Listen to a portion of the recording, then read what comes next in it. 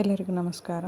ಇವತ್ತು ಕಾಬೂಲ್ ಕಡಲೆಯಲ್ಲಿ ಗ್ರೇವಿ ಮಾಡೋದು ಹೇಗೆ ಅಂತ ನೋಡೋಣ. ಮೊದಲಿಗೆ ಎಣ್ಣೆ 3ರಿಂದ 4 ಚಮಚ ಎಣ್ಣೆ ಹಾಕ್ಕೋಬೇಕು. ಆಮೇಲೆ ಪಲಾವ್ ಎಲೆ ಚೆನ್ನಾಗಿ ಫ್ರೈ ಆದಮೇಲೆ ಒಂಚೂರು ಜೀರಿಗೆ,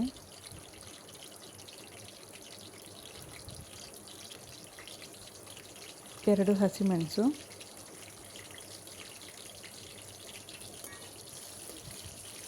ಹಾಕಿ ಚೆನ್ನಾಗಿ ಫ್ರೈ ಮಾಡ್ಕೊಳ್ಳಿ.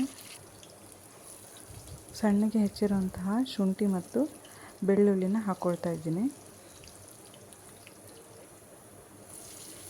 ನಂತರ 2ರಿಂದ 3 ಈರುಳ್ಳಿನ ಸಣ್ಣದಾಗಿ ಹೆಚ್ಚಿಕೊಂಡು ಹಾಕ್ಕೊಳ್ತಾ ಇದ್ದೀನಿ.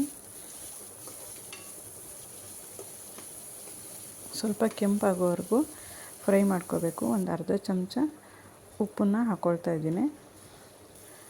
2 ಮೀಡಿಯಮ್ ಸೈಜ್ ಟೊಮೆಟೊನ ಹಾಕ್ಕೊಂಡಿದ್ದೀನಿ. ಸ್ವಲ್ಪ ಅರಿಶಿಣ. ಕಾಬೂಲ್ ಕಡಲೆನ ನಾನು ಹಿಂದಿನ ದಿವಸ ನೆನೆಸಿಟ್ಕೊಂಡಿದ್ದೆ. ಅದನ್ನು 2ರಿಂದ 3 ವಿಷಲ್ಲು ಮಾಡಿದ್ದೀನಿ. ಅದನ್ನು ಲೋಟದಲ್ಲಿ ಸ್ಮ್ಯಾಶ್ ಮಾಡ್ಕೊಳ್ತಾ ಇದ್ದೀನಿ. ಸ್ಮ್ಯಾಶರ್ ಇದ್ದವರು ಸ್ಮ್ಯಾಶ್ ಮಾಡ್ಕೋಬೋದು. ಅದರಲ್ಲೇ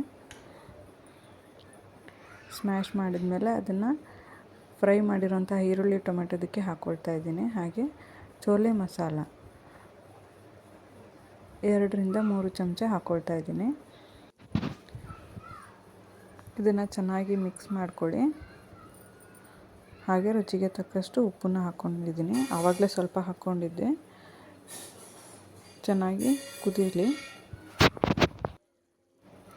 ಸಣ್ಣ ಗಾತ್ರದ ಅರ್ಧ ನಿಂಬೆ ಹಣ್ಣಿನ ರಸ ಹಾಕ್ಕೊಳ್ತಾ ಇದ್ದೀನಿ. ಅಂದಾಜು ಒಂದು ಚಮಚದಷ್ಟು ನಿಂಬೆ ರಸ ಹಾಕಿದ್ರೆ ಸಾಕು.